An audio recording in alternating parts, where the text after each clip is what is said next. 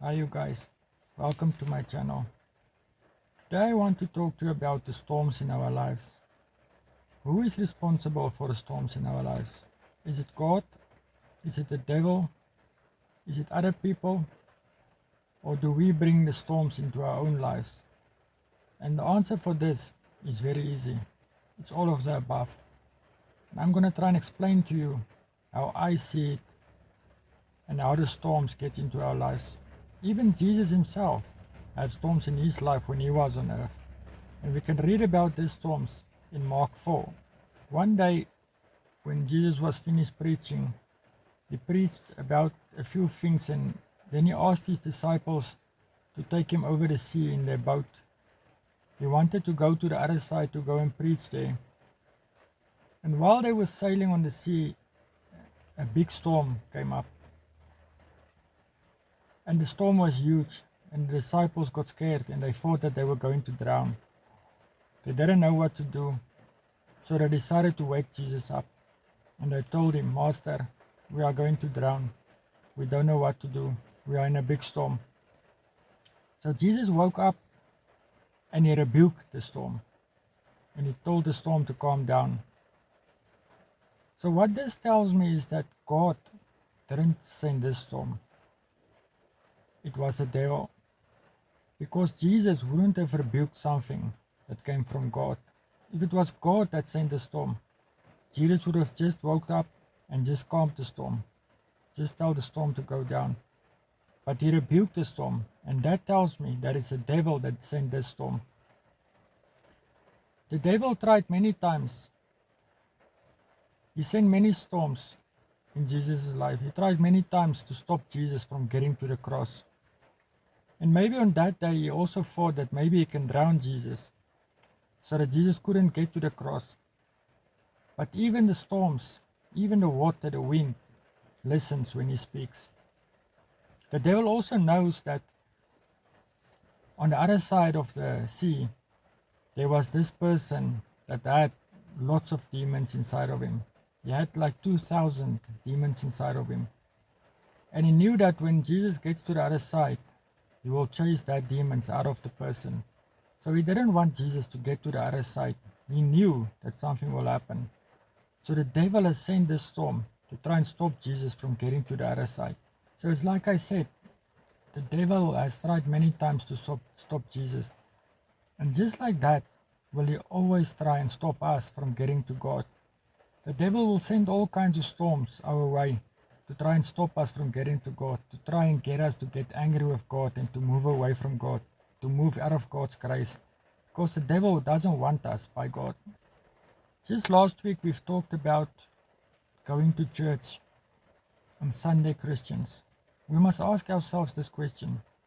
Are we Sunday Christians or do we serve God every day of the week? Do we leave God in church when we leave? And then when something goes wrong, then we want to run to God?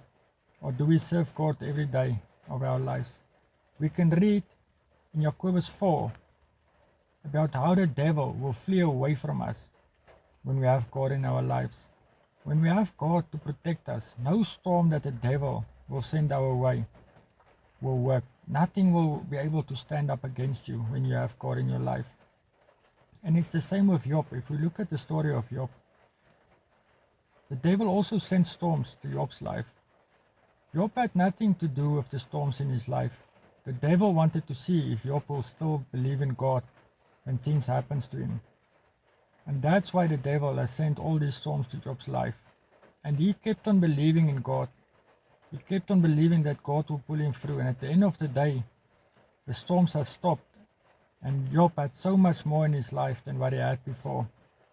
And that's what we must do. We must just always believe in God. We mustn't move away from God or move out of God's grace because the devil is sending us some storms.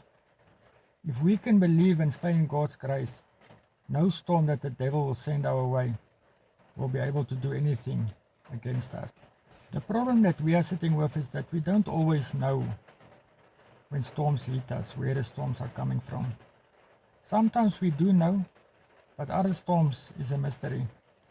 We don't know why it's there or why it happens. Sometimes we'll ask, why? Why is this happening to me? and we will just not get an answer. Maybe it's just because we don't listen to God. Maybe it's just because we don't live in God's grace. That's maybe why the storms are hitting us. Maybe we should think of moving back to God, going back to church, reading our Bibles every day and live every day for God. Live like Jesus did when he was on earth. Ask ourselves the question, like I always say, what will Jesus do? Maybe then when we start doing that, then the storms in our lives will calm down and the storms will not hit us and hurt us. Maybe the storms are there to bring us back to God, because God knows that we are moving away from him. Now if we look at Jonah has actually bring the storms upon himself. But Jonah also bring the storms to other people. And that's the other part of the question that I've asked is, who's bringing storms into our lives? Now if we look at Jonah was sent by God to go do something for him. But Jonah didn't listen, so he decided to run away from God. And then God has sent storms to Jonah to bring him back to what he wanted him to do. While Jonah was on the boat, there was a big storm as well, and the people thought that they were going to drown. And at the end of the day, the people had to throw Jonah overboard so that they can save their own lives. And this means this storm that was on the sea, Jonah has brought this storm into those people's lives. And that's where it comes in, that other people can bring storms into your life. But also the storm that was there was in Jonah's own life. And that was because of his own doing. Jonah had that storm that day because of what he has done. And the other people had the storms in their lives because of what Jonah has done. So this is where it comes in, that other people can bring storms in your life, while you can bring storms into your own life if you don't listen to what God is saying. And that's why it's very important for us to know when there's people in our lives that bring storms into our lives. When you have people in your life that makes your life difficult, that's always trying to bring you down, to keep you away from God, to always take you to do the wrong things, then you must get rid of those people. You must throw them overboard. Just like the people has done with Job. As soon as the people has thrown Job overboard, the storm stopped for them. And then Jonah was in the sea and he was supposed to drown. But God always knows what's going on in our lives. He always knows where we are and what we are doing. And God is always looking for a chance to save us. And that's why he sent a fish to save Jonah again. Because he wanted Jonah to go and do what he asked of him. And it's the same with us. God maybe wants us to go and do something for him. And then we will do other things and we will bring storms into our lives, and then God will come and save us again. But the only way this will happen is if we actually move in the grace of God. It's if we actually go on our knees and pray and say, God, I'm sorry for what I'm doing. Please forgive me.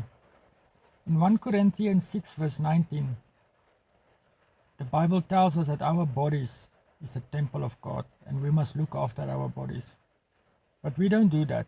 We just do whatever we want to with it. Put it full of tattoos, smoking, drinking, scars and all kinds of things. We don't care to look after our bodies. Now we get sick. Something happens. Maybe we get AIDS or we get cancer and we get heart diseases because of things that we eat and things that we smoke and things that we do. There's these storms that we bring into our own lives. We decide to smoke and we decide to drink and we decide to do all these wrong things with our bodies. And then we bring these storms into our own lives. And then we sit and wonder, why is this happening to me? Why this and why that? But we never sit and think that we are the ones that's bringing this into our own lives. It's like the Bible is saying, we must reap what we sow. So we have sowed the bad things in life, and now we must reap the bad things. But if we change and we start sowing good things, then we're going to reap good things. And that is something that we must always remember. If we look at Samson, God gave Samson instructions not to cut his hair. But Samson has decided to tell some other people about that. And then Samson has brought storms into his own life. And also Delilah has brought storms into Samson's life. Because Samson didn't listen to God, his hair was cut off, and then he had to reap what he sowed.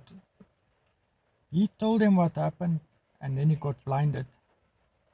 But at the end of the day, when Samson prayed to God and asked God to forgive him and moved back into God's grace, God has saved Samson, and he allowed Samson to kill more people in his death than he has done his whole life. And that is how God is. God will always look for a chance to help us, to give us what we want. Samson has prayed and asked God to just help him that once, and God has done that. God has given him that one opportunity, and he has killed so many Philistines in that day. Much, much more than what he killed in his whole life.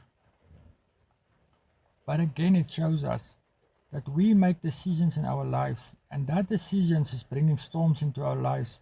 And then we want to sit and wonder, why is this happening? Why? We always ask why. But we don't sit and think that this is things that we have bring into our own lives, or this is people that we keep in our lives that will bring storms into our lives. Or if we allow the devil to bring storms in our lives because we don't move in God's grace. We must just always remember, when we do things wrong and we are really sorry about that, and we repent our sins and we ask for forgiveness, God will always forgive us, and God will always calm the storms in our lives. You will hear so many people say, I don't know what happened now. Something just happened and now everything is just perfect. It's not something that just happened. It's a miracle that happened. God has done something. When you have a sick child and all of a sudden the child is healthy, it's not something that just happened or you don't know what happened now. It's God that created the miracle because of someone that prayed or someone that asked for that.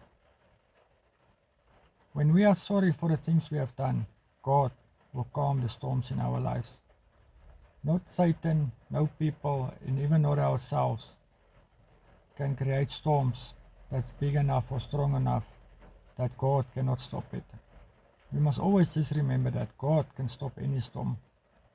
I really see people, some people are watching the videos